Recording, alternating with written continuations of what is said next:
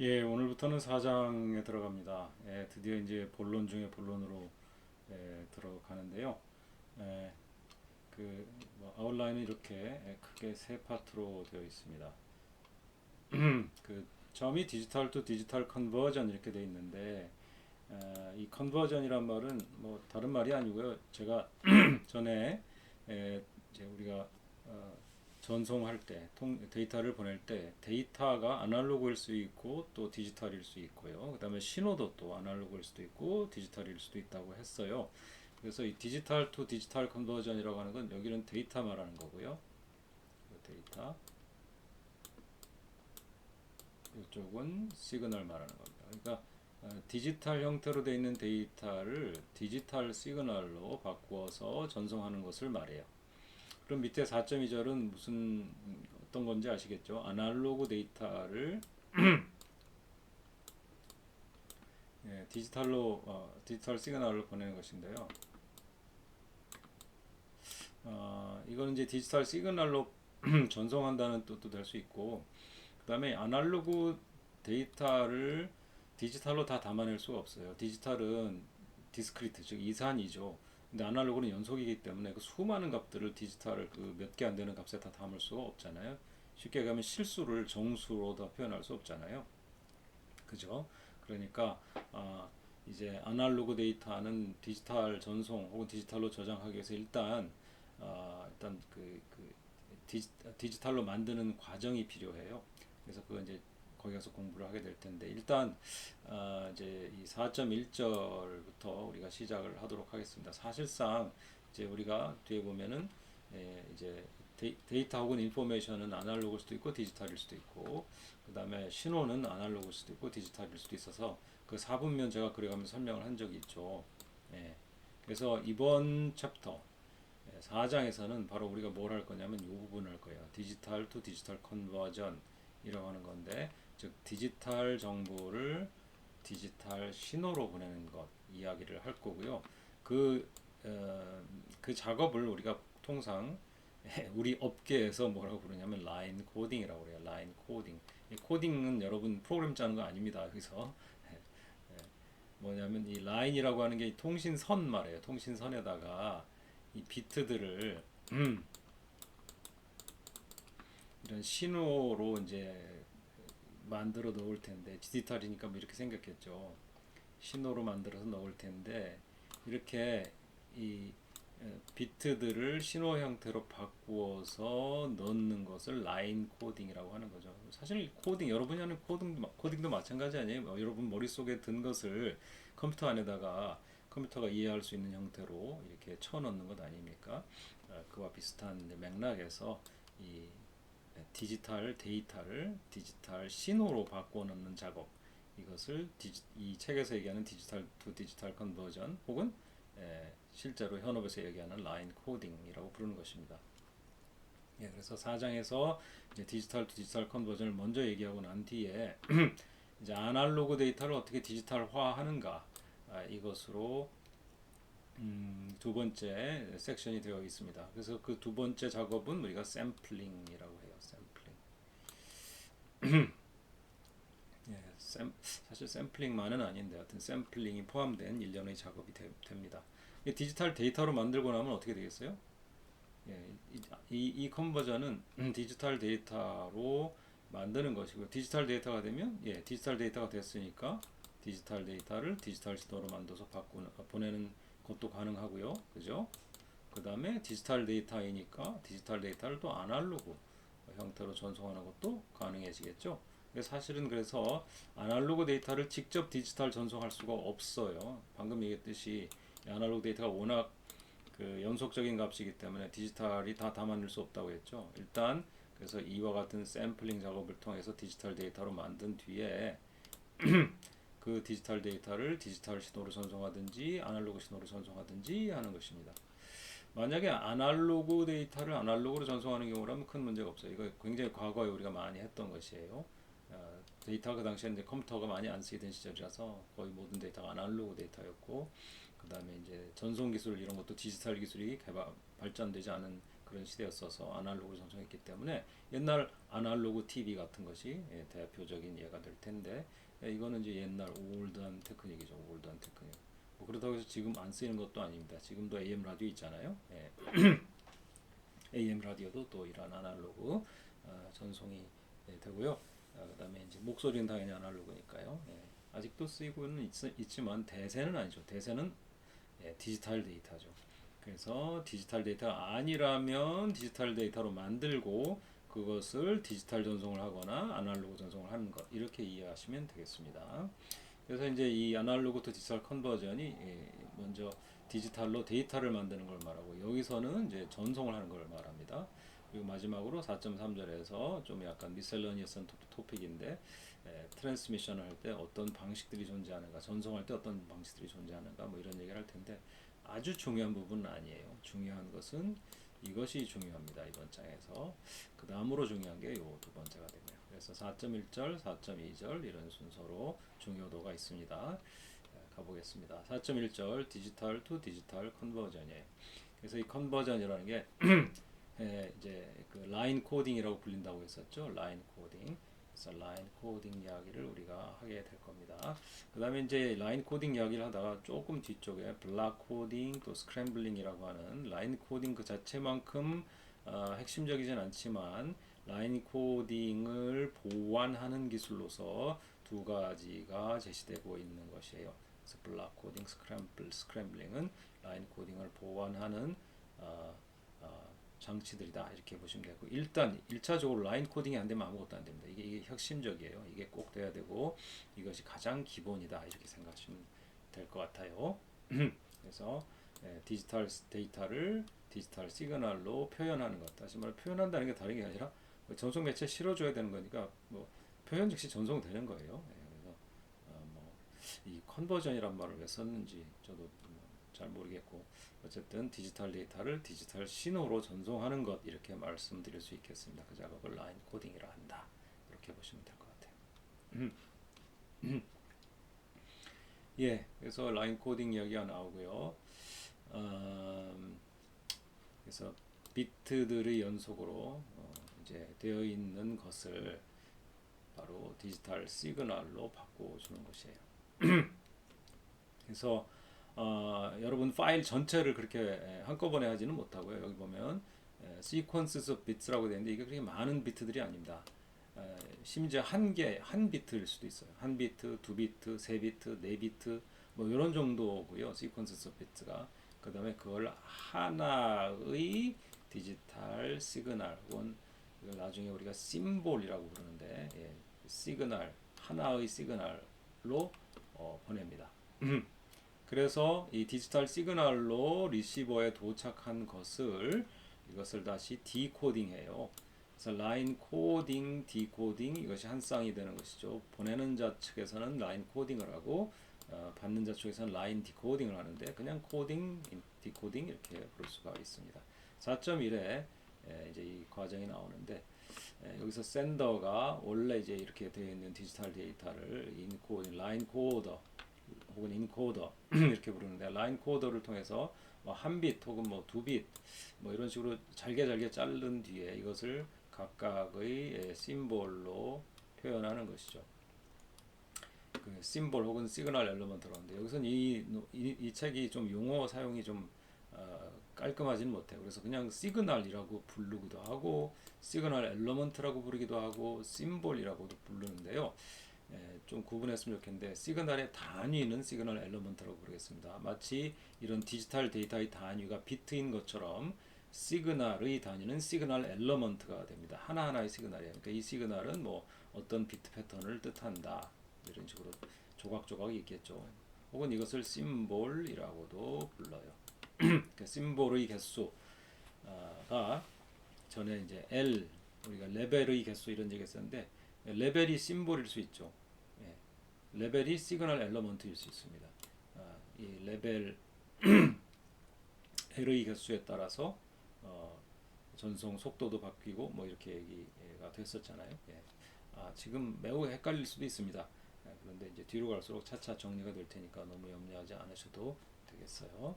자, 이렇게 그래서 이제 디지털 신호가 여기서도 그냥 이거 전체를 또 신호라고 하잖아요. 어쩔 때는 또 신호를 하나의 신호 엘리먼트를 또 신호라고도 하기도 해서 되게 헷갈리게 이 교과서가 되어 있는데 잘 분별을 하시기 바랍니다. 예. 그래서 이제 최종적으로는 이러한 형태로 복구를 하는 것이 디코더 역할이다. 예. 그래서 이 자연계를 뛰어넘을 때 비트들이 건너가질 못하니 이런 시그널의 형태로 바꾸어서 전송한 뒤에 이렇게 그것이 뜻하는 정보인 비트들을 알아듣는 식으로 통신은 됩니다. 뭐 이런 건 여러분이 이미 알고 있잖아요. 그죠? 예전에 뭐 서부 영화 같은 걸 보게 되면 인디언들이 거기서 멀리 떨어진 자기네 부족 혹은 자기네 편하고 연락하기 위해서 뭐 이제 연기가 많이 나는 모닥불을 피운 뒤에 담요로 덮었다, 담요를 열었다 하면은 연기가 올라갔다 안 내려갔다 하면서 올라갔다 안 내려갔다 뭡니까? 올라갔다 안 올라갔다 하면서 이제 그것이 어떤 그 메시지로 저쪽 멀리서 바라보고 있는 자기네 편이 그걸 인식하잖아요. 연기 안 나고 또 연기 나고 안 나고 안 나고 연기 나고 뭐 이런 식으로 보면 이게 무슨 뜻이구나 하는 걸 알죠. 우리 봉화대도 마찬가지였잖아요. 예, 가서 메시지를 직접 전할 수가 없으니까 봉화의 형태로 즉 봉화 불의 형태 혹은 봉화 연기의 형태로 시그널로 만들어서 그런 장면은 빛이니까 빨리 우리가 뛰는 것보다 훨씬 빠르죠. 그래서 빨리 이동하는 이 자연 현상을 통해서 이렇게 시그널을 전달하고 시그널을 이제 우리가 규약이라는 걸 통해서 그것이 어떤 메시지에 대응한다라고 하는 약속을 서로 했기 때문에 그것을 이제 해석하는 거죠. 여기서는 이 디코더가 이제 그런 해석의 역할을 이제 맡는다 이렇게 볼 수도 있겠습니다. 자, 그래서 시그널 엘러먼트 즉 심볼 제가 심볼이라고 하면 이 시그널 엘러먼트 뜻하는 걸로 아세요. 한 심볼과 하나의 비트 혹은 비트 몇 개 이렇게 대응을 시키게 됩니다. 그래서 1대 1 대응 혹은 1대 다 대응을 시키게 되는데요.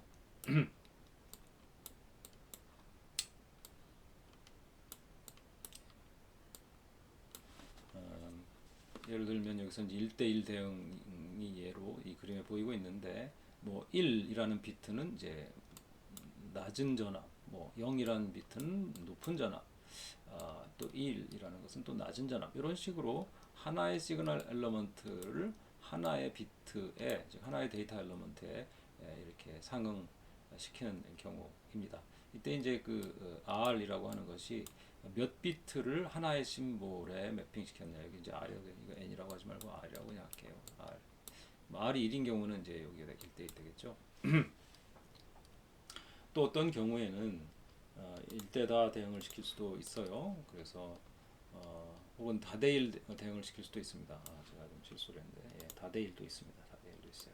그래서 이 경우에는 두 개의 시그널 엘리먼트를 하나의 비트를 표현하는 데 썼습니다. 그래서 마이너스였다가 플러스이면 이건 0인 줄 알아라 이렇게 상대방이 얘기하는 거고 뭐라 이게 뭐 실수한 것 같죠? 지금 마이너스 플러스 마이너스 플러스 마이너스 플러스인데 셋 다 111이면 111이겠죠.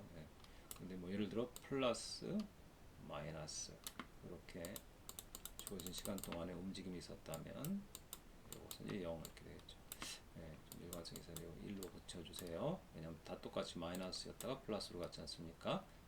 그래서 어쨌든 이렇게 두 개의 시그널 엘리먼트 레벨 두 개의 다른 레벨이죠. 낮은 레벨, 높은 레벨 이 두 개의 레벨이 묶여 있으면 이걸 갖다 하나의 비트인 1로 보겠다 이렇게 매핑을 했다고 한다면 두 개의 심볼 혹은 두 개의 시그널 엘리먼트를 써서 한 비트를 표현했으니까 아까 정의한 R의 관점에서 본다면 2분의 1이 되겠습니다. 또 거꾸로 이제 R이 1보다 큰 숫자인 경우라고 한다면 하나의 시그널 엘리먼트를 가지고 두 비트를 표현할 수 있겠습니다. 이런 경우 이제 레벨이 몇 개가 필요할까요? 하나의 심볼 즉 시그널 엘리먼트가 두 비트를 뜻하려면 얼마가 돼야 돼요? 4가 돼야 되겠죠. 4개의 레벨이 있어야 됩니다. 그래서 로그 2의 L이 이게 2가 되도록 일자가 이상하게 그래서 일자처럼 이렇게 돼야 되겠죠. 근데 사실 여기 이제 두 레벨밖에 안 나왔지만 사실은 뭐 뭐가 또 있을까요? 뭐 0, 0이라면 뭐가 또 있을까요? 뭐 레벨이 뭐 여기 있다고 해서 정하면 되겠죠? 뭐 이를테면 그다음에 뭐가 있을까요? 1, 0은 어떻게 될까요? 또 다른 레벨이 하나 더 있어요. 더 낮은 레벨 이런 게 있어야 돼요. 뭐 이런 식으로 네 종류의 레벨이 존재해야 되겠죠. 한 레벨이 혹은 한 심볼 혹은 하나의 시그널 엘리먼트가 두 비트를 뜻하려면 이렇게 되겠습니다. 또 더 복잡할 수 있습니다. 세 개의 심볼, 세 개의 레벨, 세 개의 시그널 엘리먼트가 네 비트를 뜻하게 할 수도 있겠죠. 대부분 이런 형태가 좀 간간히 있고요. 이런 형태도 있고 이런 형태가 있습니다. 이런 형태는 좀 드물긴 하지만 있긴 있습니다. 자, 이렇게 해서 여러분이 이제 대응시키는 건 여러분이 정의하기 나름이고 기술을 따라 다릅니다. 그 다음에 이제 그 데이터 레이트 우리가 배웠었죠. 이거 뭐예요? BPS였죠. 비트 퍼 세컨드. 이 데이터 레이트라고 했고요. 앞장에서 많이 이야기했고, 이 장에서 새로 이야기하는 개념은 시그널 레이트입니다. 이 시그널 레이트는 똑같아요. 뭐가 똑같아요? 퍼 세컨드는 똑같아요. 초당 이번에는 근데 시그널 레이트니까 초당 몇 개의 시그널 엘리먼트를 보내느냐, 몇 개의 심볼을 보내느냐, 요겁니다. 그래서 시그널 레이트에다가 각 시그널이 표현하는 비트의 수를 곱하면, 즉 R, 아까 나왔던 R 값이죠. 그걸 곱하게 되면 데이터 레이트가 되겠죠. 그죠? 데이터 레이트는 시그널 레이트 곱하기 R, 비경 이런 미안합니다. 시그널 레이트 곱하기 R 되겠죠. 이것이 이제 데이터 레이트가 되겠습니다. 이건 산수인데 그냥 제가 한번 그래도 지적하고 넘어가는 거고. 자, 근데 이제 이게 상당히 중요한 얘기인데 우리가 데이터 통신에서 우리가 추구하는 목표는 뭐냐면요. BPS 높이는 거죠. 이게 초고속 인터넷 싫어하는 사람이 어디 있습니까? 이왕이면 빠른 게 좋죠. BPS가 높아지는 걸 원해요. 그런데 재밌게도 이거를 올리려면 당연히 어떻게 돼요? 이거를 올리려면 시그널 레이트가 올라가 줘야 되겠죠. 근데 그건 싫어요. 시그널 레이트가 올라가는 건 싫어요. 왜냐? 시그널 레이트 올리는 게 쉽지 않습니다. 여러 가지 대가를 치러야 돼요. 그래서 가능하면 이걸 좀 억제하고요. 이 증가분은 억제하고 대신 이걸 좀 어떻게 좀 늘려볼까? 이런 게 이제 우리의 목적이 되겠습니다. 그래서 가능하다면 시그널 레이트는 낮춘 상태 혹은 시그널 레이트는 증가를 최소화한 상태에서 이거를 많이 뽑아냈으면 한다 하는 것이 데이터 통신에서 목적이 됩니다. 좀 의아하죠. 약간 의아한데 왜 이게 높아지면 좀 문제가 많이 생기는가 하는 얘기는 앞으로 한두 가지 이야기를 하게 될 것입니다. 굉장히 어려워져요. 우리가 원하는 바는 이건데 이렇게 얘가 올라가면 좀 굉장히 어려워집니다. 거기에 이제 엔지니어링의 묘미가 있죠. 자, 여기서 보면은 그래서 이게 이제 비트 레이트예요. 비트 레이트인데 앞에서 나온 식입니다. 비트 레이트고 이거 시그널 레이트예요. 그래서 이거 왼쪽으로 옮기게 되면 제가 앞장에서 바로 썼던 그 식이에요. 그래서 이제 이 S 즉 이 시그널 레이트는 말이죠. 위에 이 식에서 보는 것처럼 R과 N에 이제 의존하게 되는데 그뿐만 아니라 또 데이터 이 시그널을 가지고 전송하려는 즉 01011 원래 파일이라든가 하여튼 있을 거 아닙니까? 여러분의 카톡이라든가 사진이라든가 영상이라든가 MP3 파일이라든가 하여튼 보내고 싶은 데이터가 가진 그 안에 01011 패턴이 또 문제가 돼요. 그런 것까지 문제가 됩니다. 그래서 여기서 케이스 팩터 이런 거 나오는데 사실은 이런 것까지 생각하면은 이게 구질구질하게 여러 가지 값이 있을 텐데 복잡하기 때문에 제가 시험 낼 때는 이걸 아예 줘버립니다. 이거 얼마다. 근데 여러분 여기서는 그냥 좀 무시를 하세요. 그래서 여기 에버리지가 붙어 있는데 에버리지 시그널 레이트라는 게 있는데 그래서 n 나누기 r이라고 하는 원래 주어진 식에다가 이 c를 또 곱해가지고요. 이렇게 식을 또 만들었어요. 근데 이거는 그냥 여러분들 좀 약간 무시하셔도 됩니다. 그냥 두세요. 요거를 잘 기억하시면 됩니다. 자, 그래서 여기서처럼 자, 여기서 C는 이런 식으로 주어집니다. 그냥 0과 1 사이 어떤 값이라고 쳐라. 그러고서 나서 문제를 내는 게 뭐냐면 자, 시그널이 시그널이라고 쓰니까 뭘 말해요? 이제 저 어떤 추상적인 어떤 신호라는 뜻이 아니라 시그널 엘리먼트 한 개를 뜻하죠. 그래서 한 개의 시그널 엘리먼트, 즉 심볼이 데이터를 실어 나르는데 한 데이터 엘리먼트, 즉 한 비트가 한 시그널 엘리먼트, 즉 한 심볼에 매칭된다. 즉 R이 1이다. 이럴 때 비트레이트가 100kbps래요. 비트레이트가 100kbps면 보호 레이트라고 되어 있는데 혹은 뭐 우리나라 사람들 보드 레이트라고도 읽습니다만 이 보가 프랑스 사람 이름이니까 D가 묵음이 되죠. 그래서 원래 보라고 해야 돼요. 근데 뭐 그냥 보드라고 해서 상관없습니다. 예. 그래서 시그널 레이트는 또 비트레이트, BPS 이런 걸 이제 쓰기 어려우니까 그냥 이름을 또 보드 레이트 혹은 레이트 빼고 보라고도 합니다. 그래서 보 레이트, 보드 레이트 다 맞는 말이에요. 그래서 시그널 레이트가 얼마냐? 결국 물어보겠어요. 평균 시그널 레이트가. 그러니까 C 값을 넣어가지고 계산하라는 말 아닙니까? C를 뭐 그렇다고 해서 C를 줄 수도 없어요. 예, 뭐 구체적으로 뭐 얼마다, 어떤 경우는 얼마다 이런 것도 없단 말이죠. 그래서 이 책에서 뭐 쓰고는 있는데 저는 별로 좋아하지는 않습니다. 자, 그래서 C를 그냥 2분의 1이라고 합시다 하고 그들도 풀어요. 그래서 이거 2분의 1이고요. 시그널 레이트는 뭐예요? 비트레이트 곱하기 R분의 1이죠. R분의 N입니다. 쉽게 얘기하면.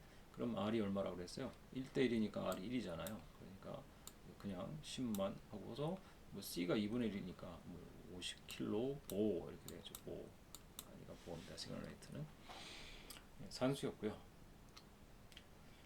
그다음에 이제 밴드위스인데 요건 조금 이해가 필요합니다.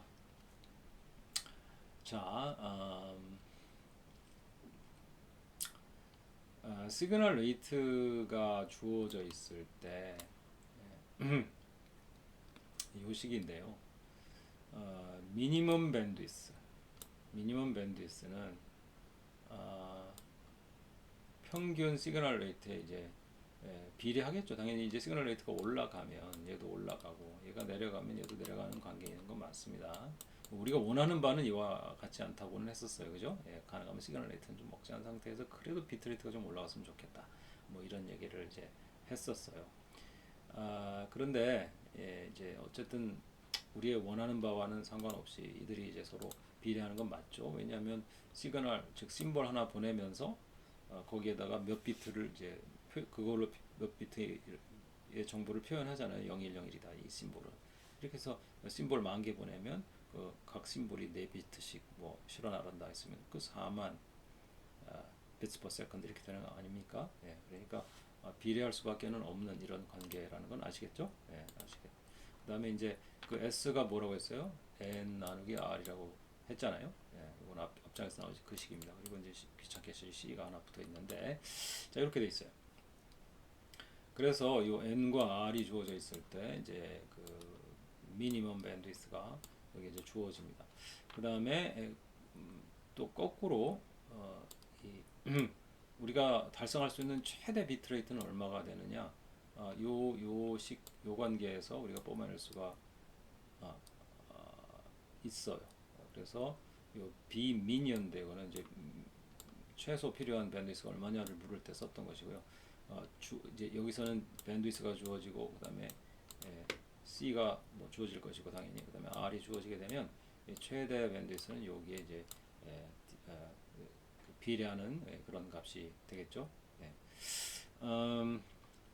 이 참고로 여기서 이제 밴드위스를 지금 이게 헤르츠냐 아니면 비트 퍼 세컨드냐 여러분 헷갈리실 수 있는데 사실 비트 퍼 세컨드하고 그 다음에 그 헤르츠하고 그 하나는 전기과 전자과에서 얘기하는 밴드위스고 하나는 우리 컴사에서 얘기하는 거잖아요. 근데 사실은 그들이 비례했었죠. 우리가 나이퀴스트식과 샤논식을 보면 당연히 밴드위스에 비례한 즉 헤르츠로 얘기하는 밴드위스에 비례하는 값으로서 BPS인 밴드위스가 나오잖아요. 그러니까 뭐 둘을 제가 막 이렇게 번갈아가면서 얘기할 때 이거 왜 헷갈리게 이렇게 얘기하지 이렇게 생각할 수 있는데 비례하기 때문에 그렇게 얘기를 한 겁니다. 자, 근데 이제 시그널이 굉장히 변화가 심하다고 생각해 보세요. 왔다 갔다 올라갔다 내려갔다 막 해요. 그러니까 막 이런 형태야 막 왔다 갔다 정신없이 왔다 갔다 해요. 이렇게 정신없이 왔다 갔다 하게 되면 이게 뭐냐면요. 이런 걸 갖다가 결국 디지털 시그널이 뭐라 그랬어요? 컴포지트 아날로그라고 그랬죠. 그러니까 다양한 프리퀀시 성분을 사용해서 이걸 그려내는 거란 말이에요. 실제로는 그리는 거 아닙니다. 그냥 이 신호가 가는 것뿐이고 분해하면 이와 같은 다양한 성분이 나온다는 것이죠. 그 성분을 써가지고 만든다. 절대 그런 얘기 아닙니다. 그렇게 생각하시면 안 돼요. 이제 설명하기 위해서 그렇게 말하는 것이에요. 자, 그러면 그런 다양한 프리퀀시 성분이 필요한데 이렇게 빨리 움직이면 더 많은 프리퀀시가 필요해요. 우리 그거 언제 배웠어요? 우리 이런 거 배운 적 있잖아요. 그죠? 이렇게 해서 뭐 마이너스, 플러스, 마이너스가 이런 형태의 디지털 신호를 갖다가 뜻하는 것으로 보자. 뭐 이렇게 했잖아요. 그래서 이렇게 빨리 많이 움직이면은 벌써 이렇게 뭐예요? 한 파장 그리고 하나를 더 쓰잖아요. 그죠? 그런데 만약에 이것이 천천히 움직여요. 극단적인 거 이렇게 평행한 거예요. 경우였죠. 그러면 이게 프리퀀시가 0인 이거 하나 가지고 충분했었고요. 그 다음에 이제 뭐가 있었어요? 뭐 0, 1, 1 뭐 이런 거는 이렇게 했었잖아요. 뭐로 했었어요? 뭐 이렇게 하는 것으로 했었죠. 이거는 한 파장도 안 걸리잖아요. 그죠? 그래서 이렇게 천천히 움직이는 놈들, 극단적으로 이런 놈들 하면 주파수가 얼마 안 필요했어요. 이거 뭐 얼마 그때 그 얘가 기억날지 모르겠지만 4분의 n 뭐 이런 것들이 필요했고 이거 하려면 뭐 2분의 n 이런 것이 필요했잖아요. 그죠? 그래서 이 빨리 움직이면 움직일수록 더 높은 주파수가 필요하게 됩니다. 예, 그래서 더 높은 주파수가 필요하다 무슨 말이에요? 이건 또 있어야 되니까 뭐가 됩니까? 대역 폭이 커지겠죠. 주파수 쪽에서 0이 여기 있다 그러면 이제 4분의 1은 여기인데 2분의 1은 여기. 점점 더 큰 대역 폭이 필요하게 됩니다. 그죠? 더 빨리 움직이면 움직일수록 더 높은 주파수 성분이 필요하죠. 대강 그리려고 해도 어프락시메이션을 하려고 해도요. 물론 이렇게 하지는 않습니다만 원리상 점점 더 많은 밴드 위스가 필요하게 돼요. 헤르츠 단위로. 그래서 우리가 비트를 지금 우리가 뭐 하고 있어요? 비트를 어떤 형태로 어떤 심볼, 어떤 시그널 엘리먼트 형태로 표현할 거냐 그 얘기하고 있잖아요. 표현할 거냐. 그 표현이 시그널이 많이 움직이는 쪽으로 가면 갈수록 뭐가 더 필요하다고요? 자원이 밴드위스가 더 필요하다고. 그러니까 막 왔다 갔다 난리를 치는 이런 시그널이에요. 그러면 어떻게 돼요? 대표적인 경우가 여기서는 이건데요. 한 비트를 표현하기 위해서 내려갔다 올라갔다 이거를 하고 있잖아요. 올라갔다 올라갔다 이걸 하고 있어요. 그러니까 이렇게 하면 할수록 무슨 일이 벌어질까요? 더 많은 주파수 대역이 필요합니다. 그러니까 대역 폭이 더 커져야 돼요. 그래서 별로 좋지 않다 이렇게 생각하는 거예요. 왜 이런 얘기를 할까요? 우리가 지금 라인 코더를 설계하려고 하고 있거든요. 그래서 비트를 시그널로 바꿔주는 기계를 만들려고 하는데 이럴 때 시그널이 왔다 갔다 하는 그런 형태로 만드는 거 별로 원하지 않는다 그 얘기하고 있는 거예요. 가능하면 천천히 심볼이 움직이도록 천천히 신호가 움직이도록 하는 것이 바람직해 이런 얘기를 하고 있는 거예요. 그러니까 가능하다 그러면 이 n을 달성하기 위해서 이게 좀 떨어져 줬으면 좋겠어요.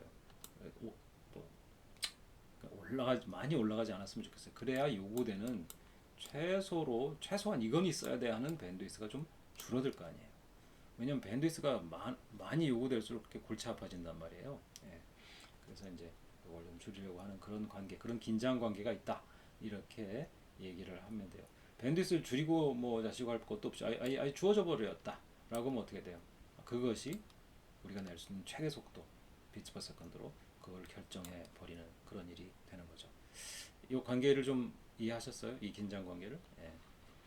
아직 불확실하시다면 이제 어차피 라인 코더 각각을 다루면서 우리가 이 측면을 조금씩 계속 다뤄줄 거니까 좀 그때 가서 이해를 하기로 하십시다.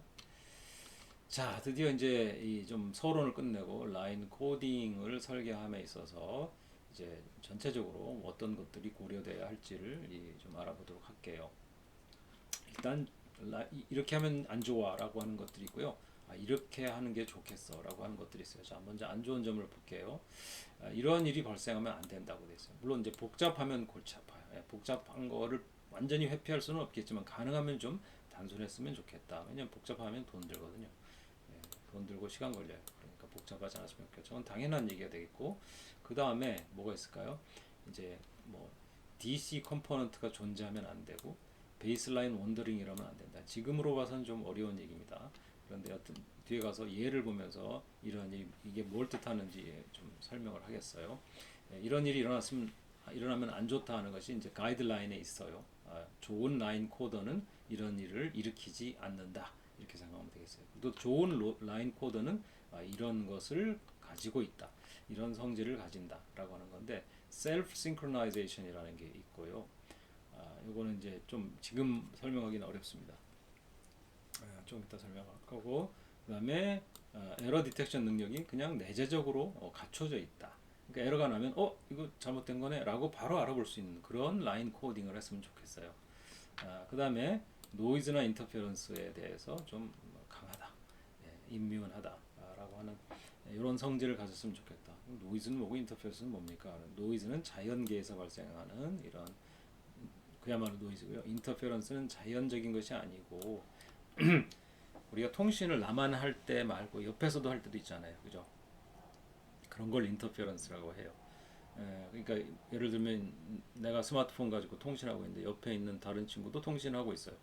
그랬을 때 간섭을 일으킬 수도 있습니다, 서로 간에. 그런 것이 인터페런스. 그러니까 자연적으로 들어오는 어떤 자연 현상에 의한 것이 아니라 서로 통신하는 애들끼리 서로 간섭을 일으키는 것을 인터페런스라고 부릅니다. 엄밀하게 구분이 되어 있어요. 자, 먼저 베이스라인 원더링인데 사실 이것은 이제 좀 하드웨어 관련된 것이라서 여러분이 그다지 그렇게까지 뭐 완벽하게 이해할 필요는 없습니다. 이건 이제 하드웨어 서킷트리에 관련된 것인데 하드웨어가 재밌게도 우리가 이렇게 그래프 같은 걸 보면 이건 0이 이건 좀 0에 가까운 레벨이고 이건 높은 레벨이네. 이게 눈에 다 보이는 것 같죠? 근데 하드웨어 입장에서 이렇게 그래프를 보고 이해하는 건 아니기 때문에 이 어떤 기준점을 잡아가지고 이거는 0이네, 이건 높네, 이건 낮네 이런 판정을 내리거든요. 근데 그 기준점이 여기서 보면 running average라고 되어 있어요. 그래서 수신한 볼티지의 평균 값인데 평균 값이 그냥 전체를 보고 내는 평균이 아니고요. 계속 지금 들어오고 있는 실시간 상황이니까 평균을 다 받은 뒤에 결정할 수는 없어요. 받으면서 이게 이건 0에 해당하는 그 심볼이네, 0을 표현하는 심볼이네, 이거는 1을 표현하는 심볼이네. 이게 실시간 판정을 내려야 하는 입장인데 일단 다 오고 그 다음에 내가 결정해 줄게, 이건 할 수 없거든요. 그래서 러닝 에버리지라고 하는 것은 이제 그 실시간으로 현재까지의 상황을 다 현재까지의 상황을 가지고 판정하는 건데 그 판정은 이제 평균 값이에요. 그래서 지금까지 들어온 신호 그 볼티지 혹은 레벨 이걸 평균을 내서 그 평균을 기준으로 잡아요. 그래서 이제 평균이 너무 높아져 있거나 평균이 너무 낮아져 있으면 오판하게 됩니다. 그래서 오판하지 않도록 하는 게 되게 중요해요. 그래서 예를 들자 그러면 비트 값으로 봤을 때 0이나 1 이런 것들이 연속으로 쭉 나오는 걸 갖다 우리가 라인 코더에 걸어갖고 코딩을 해서 심볼로 만들어내게 되면 아무래도 똑같은 심볼이 반복되겠죠. 들어온 비트들이 같으니까 그거를 표현한 심볼들도 같을 것이고 심볼들을 만약 이거를 0에 해당하는 심볼은 그냥 낮은 심볼, 1은 높은 볼티지, 여기는 낮은 볼티지 이렇게 했다면 낮은 볼티지가 쭉 연속되거나 높은 볼티지가 쭉 연속되거나 이럴 거예요. 그러면 이것이 평균값에 영향을 끼치게 점점 높아지거나 점점 낮아지거나 하는 평균값이 일어날 것이고 그 평균값이 예를 들어 0과 1 사이의 중간쯤으로 보았는데 이 평균값이 뭐 1쪽으로 붙어버린다 이러면 그죠? 예. 이게 이제 판정이 점점점 왼쪽 오른쪽이 균형이 맞아져 있어야 되는데 어느 한쪽으로 붙게 되면은 이제 판정이 점점 어려워지는 이런 일이 생길 수 있습니다. 사실 자세히 이야기해봤자 우리로 봐서는 이제 하드웨어를 알지 못하는 상황에서는 좀 어렵고요. 여튼 그래서 결국 여기서 원하는 건 뭐냐? 원하는 건 뭐냐면 이걸 피하는 거예요. long string of zeros and ones 이걸 피하자. 근데 이걸 피할 수가 있나요? 인풋에서 파일 자체가 여기 뭐 0이 잔뜩 차 있는 파일이다. 이러면 야 그러지 마라고 할 수는 없어요. 그래서 들어온 거니까 그건 우리가 어떻게든 처리해야 되니까 라인 코더 수준에서 그럼 그렇게 들어오더라도 베이스라인 원더링 일어날 날 수 있게끔 뭐 밑으로 쭉 깔린다거나 위로 쭉 깔리는 형태로 신호로 번역되지 않도록 뭔가 신호에서 이렇게 왔다 갔다 함이 나타날 수 있도록 균형을 맞출 수 있도록 해주도록 설계하는 것이 라인 코더의 이제 책무가 되는 것입니다. 그래서 인풋을 비난할 수는 없어요. 인풋이 저렇게 들어오는 걸 우리가 어쩔 수는 없어요. 저거는 손님이에요. 손님이었는데 손님대로 똑바로 행동해 이렇게 할 수는 없는 거라고요. 어떤 손님이 와도 그 손님을 처리할 수 있도록 내가 능력을 갖춰야 되는 것이죠. 그래서 라인 코딩 설계할 때 그럼 이거 쭉 0 계속 나오면 그냥 0으로 계속 낮은 레벨로 계속 가자 이런 짓을 하지 않는 게 바람직하다는 말입니다. 예, 뒤에 가서 우리가 예를 보게 될 거예요. 예, 이건 넘어갈게요. 그 다음에 이제 DC 컴포넌트라는 게 있어요. DC 뭐 여러분 DC, AC 이런 말 들어봤죠? 이제 약간 비유적인 표현인데요. 이 DC는 예를 들자 그럼 어떤 볼티지가 뭐 이렇게 움직이겠다고 해요. 그러면 이게 이제 중간 기준점이 되겠죠. 그러니까 사실은 요 높이까지는 이미 기본으로 깔고 가고 그 다음에 여기서 이제 이게 올터네이션 여기서 일어나고 있잖아요. 그러니까 여기가 DC 컴포넌트예요. 기본으로 깔려 있는 거, 그냥 상수로 깔려 있는 요 텀. 거기서 이제 조금 높아가고 조금 낮아지고 이런 식으로 움직이고 있죠. 그래서 이 DC는 당연히 이렇게 평평한 값이니까 주파수는 0이에요. 0에 가까워요. 그리고 예, 주파수는 0에 가까운데 이 값은 상당히 커요. 그죠? 주파수는 0이에요. 즉 평평하고요. 요 값은 상당히 이제 큰 어떤 값이 되죠. 요가 이런 게 있어야 돼요. 만약에 요 신호가 아니고 이렇게 움직이고 있다 신호가 뭐 디지털 신호도 이렇게 둥글둥글합니까? 예, 이제 예를 들고 있어요. 좀 그냥 참아주세요. 자, 여기 요 평균 쭉 근선은 어때? 0이죠. 요러면 요건 DC 컴포넌트가 아니에요. 자, 여기 non-zero average를 가져야만 DC 컴포넌트. 그러니까 상당히 위에 올라가 있어야 돼요. 예, 그래야지 DC 컴포넌트. 요것도 F는 0이지만 옆으로 쭉 긋는 선이 주파수 0인 선이지만 거기서 이제 플러스 마이너스 조금씩 해가지고 신호가 구성되어 있는데 요거는 DC 컴포넌트가 아니에요. 왜냐? 높이가 0이기 때문에 즉 에버리지 값이 0이기 때문에 Y축에서 값이 0이 아닌 어떤 큰 값이 돼야 돼요. 왜 이게 문제가 되냐? 신호 자체에 이 값이 들어가 있잖아요. 즉, 요 F가 0인, 주파수가 0인 값이 상당한 힘으로 포함되어 있는, 상당한 크기로 포함되어 있는 신호다라고 하면 로우 패스 채널이라 그러면 상관없어요. F는 0 잘 통과시키거든요. 그렇잖아요. 로우 패스 채널 어떻게 생겼었어요? 여기를 포함해서 이렇게 통과시키는 범위가 이렇게 돼 있었잖아요. 0을 포함해서. 그러니까 뭐 주파수 0인에도 잘 통과시켜서 이 큰 값을 잘 통과시켜 줘서요. 이 그림을 그릴 때 이렇게 위쪽으로 올라가서 그릴 수 있도록 해주겠죠. 그렇지만 만약에 밴드 패스 채널이에요. 옛날 구닥다리 전화선은 200Hz 이하는 잘 통과를 못 시켜요. 예를 들면 그럼 여기 뚝 잘려가지고 이게 안 나타나죠. 근데 내신은 어디 대부분 있어요? 여기 큰 값을 가지고 주파수 0에 몰려 있잖아요. 예, 그러니까 이 큰 값이 통과를 못하는 거예요. 그러니까 신호를 만들어주는 큰 부분이 뚝 잘려나가게 됩니다. 예, 왜냐 그 낮은 주파수 통과를 못 시키는데 거기에 상당히 많은 힘이 걸려 있는 거기에 많은 정보를 그 표현하기 위해서 거기다가 꽤 힘을 썼어요. 그게 날아가 버리는 거예요. 그러니까 이런 경우에는 신호가 상당히 많이 망가져지게 되고 그런 경우에 이제 신호 전달이 어려워지는 신호의 모양이 너무 일그러져 가지고 이애 가지고는 사실은 여러분이 좀 이해하기 힘든데 어쨌든 이큰 신호 부분이 날아가게 되면서 신호 전달이 어려워져요. 게다가 두 번째로 또 문제가 이게 이게 문제 넘버 원, 문제 넘버 투인데 문제 넘버 원은 신호 자체가 일그러져 버릴 수 있다는 것이고 두 번째로는 이만큼의 파워를 실어줘야 되니까 이게 굉장히 힘이 많이 듭니다. 그래서 에너지를 너무 많이 쓰는 뭐 발열이 심하다든가 뭐 이런 식의 라인 코드가 나오기 쉬운 것이죠. 그래서 이제 DC 컴포넌트 지금 방금 설명한 것을 제가 이 그림인데 사실은 딴 게 아니고요. 그래서 요 형태보다는 요 형태가 맞죠. 그래서 이것을 제거하도록 이것이 나오지 않도록 이제 라인 코더를 설계하는 게 맞습니다. 예를 들자 그러면 이제 이런 건데 지금 이게 지금 아날로그로 되어 있으니까 적절하지 않아요. 제가 그린 그림도 적절하지 않고 이 그림 적절하지 않고 요게 적절한 그림이에요. 자, 다시 보겠습니다. 요 원리를 알았으니까 실제로는 뭐 이런 것이죠. 자, 여기서 이제 1은 0에 비해서 높은 볼티지로 높은 전압값으로 표현된다. 0은 낮은 전압값, 상대적으로 말이죠. 상대적으로 낮은 전압값, 상대적으로 높은 전압값 이렇게 1 표현된다. 라고 했을 때 이게 맞을까요? 이게 맞을까요? 사실은 뭐 정보를 표현하는 데는 문제 전혀 그 둘 다 문제가 없어요. 똑같은 신호의 움직임을 통해서 정보를 표현했어요. 오르락 내리락 하는 건 위나 아래나 같다 그 말입니다. 그런데 문제는 오르락 내리락 하는 레벨이에요. 얘는 평균값이 이쯤에 있잖아요. 그러니까 기본적으로 이만한 코스트를 내고서 그 다음에 그거보다 뭐 약간 올라가면 1이고 그거보다 약간 내려오면 0이고 이런 식으로 지금 코딩이 되어 있는 것이에요.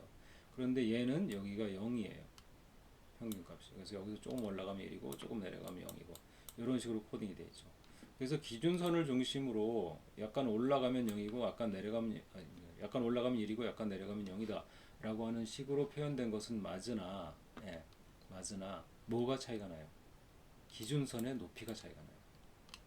그래서 이 기준선의 높이가 높기 때문에 아까도 얘기했죠. 이 F는 제로에 이만큼의 지금 파워가 실려 있는 그런 F는 제로인 성분이 여기 포함되어 있기 때문에 이게 잘려나감으로써 문제가 될 수 있고, 두 번째로는 이만큼 끌어올리기 위해서 우리가 힘을 쓰고 있잖아요. 그 힘을 쓰는 게 문제가 됩니다. 그래서 에너지를 더 많이 쓴다. 에너지 우리 가전제품 이야기할 때도 에너지 효율 높은 거 좋아하잖아요. 그죠? 적은 전기로 같은 일을 하는 거. 예, 그 적은 전기로 같은 일을 하는 게 바로 이 밑에 쪽이죠. 시간이 너무 많이 흘러가는데 일부에서 여기서 끊어야 되겠습니다. 동영상 이 업로드 제한 때문에 이렇게 끊어갈 수밖에 없음을 양해해 주기 바랍니다. 일단 1부는 여기서 끝내고 42분 정도 수업을 했기 때문에 75분 수업이니까 뒷것은 한 30분 남짓 이렇게 수업하도록 하겠습니다. 2부는. 예, 그래서 일단 1부를 마칠게요.